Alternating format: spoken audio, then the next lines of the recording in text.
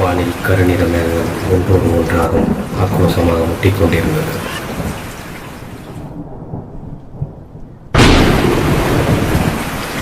அதன் நடுவே மின்னல் ஒளிகள் கூர்மையான வாடகை பூமியை குத்தி கிழித்துக் கொண்டிருந்தது. மழைத்துளிகள் மண்ணில் விழுந்து போர்க்களத்தில் வீரர்கள் துடிதுடித்து இறப்பது போல கதறி கொண்டிருந்தது. இந்த கோரக் காட்சியை காண முடியாமல் தெருவோர விளக்குகள் பயத்தில் கண்களை மூடி திறந்தது. ஒரு பலத்த இடி சத்தம் இந்த பூமியை அதிரும்படி இடித்தது. அந்த சத்தத்தில் மின்சாரங்கள் நிரந்தரமாக கண்களை மூடிக்கொண்டது. இந்த தருணத்திற்காக காத்திருந்த இரு கால்கள் கண்ணாடி மாளிகை போல இருக்கும் அந்த வீட்டின் காம்பவுண்ட் சுவரை எகிரி குதித்தது. மின்னல் வெளிச்சத்தில் அவன் அணிந்திருந்த ரெயின் கோட்டில் உள்ள ராயல் சல்யூட் என்ற கம்பெனி முத்திரை மட்டுமே பளிச்சென்று தெரிந்தது. அவன் மாடியில் உள்ள அறைக்கு செல்ல மெதுவாக பைப்பின் அருகே வந்து நின்றான். தூரத்தில் ஏதோ சத்தம் கேட்டு திரும்பி பார்த்தான். அவன் வாடையை காற்றில் முகர்ந்து கொண்டு டாபர்மேன் நாய் அவன் உயரத்துக்கு வந்து கொண்டிருந்தது. அதன் பற்களில் மலைத்துளிகள் விழுந்து பளபளவென மின்னியது.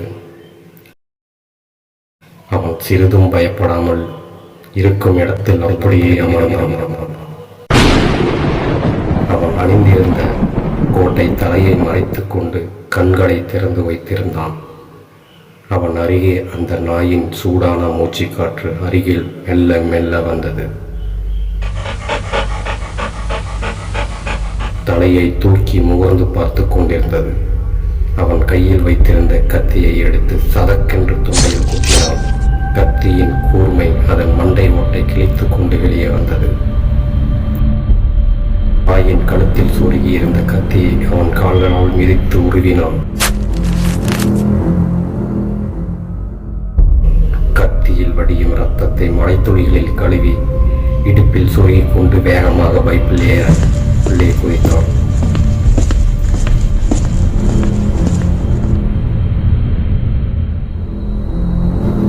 அந்த அறையில் நிறைய அறைகள் இருந்தது. ஒவ்வொரு அறையின் கதவின் அருகே சென்றான். வைத்திருந்த கத்தியால் குத்தி தள்ளினான். அந்த கதவு மெதுவாக திறந்தது. உள்ளே யாரும் இல்லை. இப்படியே 3 அறைகளை திறந்து பார்த்தான். 4வது அறைக்கு மெதுவாக நடந்து சென்றான்.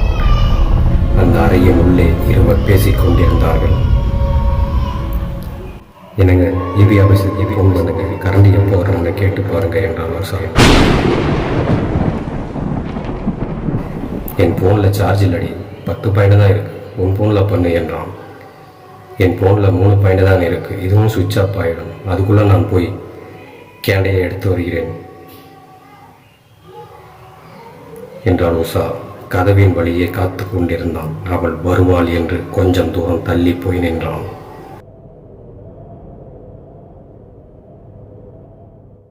அவன் மறைந்து நின்ற இடத்தின் அருகே ஒரு மேஜையின் மீது லெட்டர் பேடில் வெள்ளை காகிதம் ஒன்று படபடபட என்று பறந்து கொண்டிருந்தது.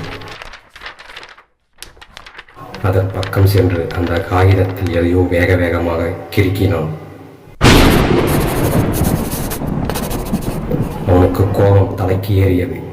எழுதிய பேனாவை ஓங்கி அந்த காகிதத்தில் குத்தினான். உஷாவும் சரியாக அந்த நேரத்தில் கதவை திறந்தாள். 2 சத்தமும் ஒரே நேரத்தில் வந்ததால் அவளுக்கு எந்த சந்தேகமும் வரவில்லை.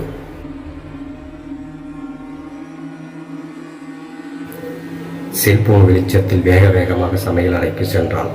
கேண்டலையும் தீப்பெட்டிலையும் எடுத்துக்கொண்டு அறையை நோக்கி நடந்து வந்து கொண்டிருந்தான். மேஜை மீது கேண்டலை வைத்து தீப்பெட்டி குச்சை எடுத்து உரசினான். அந்த வெளிச்சத்தில் மேஜையின் மீது கண்ட காட்சியை கண்டு பயத்தில் நடுங்கினான்.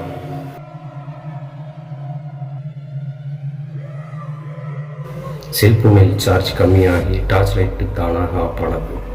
அந்த இருள் சூழ்ந்த அறையில் அவள் கையில் பிடித்திருந்த கேண்டிலில் வரும் வெளிச்சம் மட்டுமே இருந்தது. அவள் கால்கள் பயத்தில் உறைந்து நின்றது. ஒரு அடி கூட அவளால் எடுத்து வைக்க முடியவில்லை. கைகள் நடுங்க கேண்டில் வெளிச்சத்தில் யாராவது இருக்கிறார்களா என்று சுற்றியும் முற்றியும் பார்த்தாள். கொஞ்ச தூரத்தில் நிழல் போல அசைந்தது. நன்றாக உற்று பார்த்தால் சரியாக அந்த நேரத்தில் வெளியே மின்னல் அடித்தது. அந்த வெளிச்சத்தில் ராயல் சல்யூட் என்ற எழுத்து மின்னியது. அடுத்த மின்னல் ஒளியில் அந்த எழுத்து அவள் பக்கமாக வந்து நின்றது. உஷா விரிப்பிடித்து அவன் கண்களை பார்த்து விட்டாள். பயத்தில் கேண்டிலை கீழே போட்டு கையில் வைத்திருந்த செல்போனை நடுநடுங்க கொண்டு ஆன் பண்ணினாள். 2 பாயிண்ட் மட்டுமே இருந்தது. மெல்ல திரும்பி நடக்க ஆரம்பித்தாள். அறைக்குள் இருக்கும் தன் கணவனுக்கு கால் பண்ணினாள். The number you are trying to call is currently not reachable. Please try again later. போகவில்லை. மெசேஜ் டைப் பண்ணினாள். என்னங்க, நம்ம வீட்டுக்குள்ள எவனோ இருக்காங்க. அவனை என்னால் இருட்டில் பார்க்க முடியல. அவன் போட்டிருந்த ரெயின் கோட்டில் ராயல் சல்யூட் நீ எழுதி இருக்கு, அது மட்டும்தான் தெரியுது. இப்போ என் பின்னாடி ரொம்ப பக்கமாக நிற்கிறாங்க. அவன் மூச்சு விடுற காற்று என் முதுகில் சூடாகப்படுது. ரொம்ப பயமாக இருக்குது. சீக்கிரம் வாங்க என்று ட்ரை பண்ணி அனுப்புவதற்குள் அவள் பின்னங்கலத்தில் கத்தியை சொருகினாள். தொண்டை வெளியே வந்தது. பல முறை குத்தினான். உஷாவின் விரல் செல்போனில் பட்டு அந்த மெசேஜ் அவன் கணவனுக்கு சென்றது. ஆனால் அவன் போன் சுவிட்ச் ஆஃப் ஆனதால் ரீச் ஆகவில்லை. அந்த இருள் நிறைந்த அறையில் மின்னல் வெளிச்சத்தில் இடியின் உதவியால் சத்தமே இல்லாமல் ஒரு கொடூரமான கொலை நடந்தது. கீழே கிடந்த உஷாவின் உடலில் இருந்து வந்த ரத்தம் அவன் கணவன் இருக்கும் அறைக்கு வழிந்து சென்றது. அறையின் உள்ளே மதுமயக்கத்தில் உறங்கிக் கொண்டிருந்தான். தன் மனைவி கொடூரமாக கொல்லப்பட்டது கூட தெரியாமல்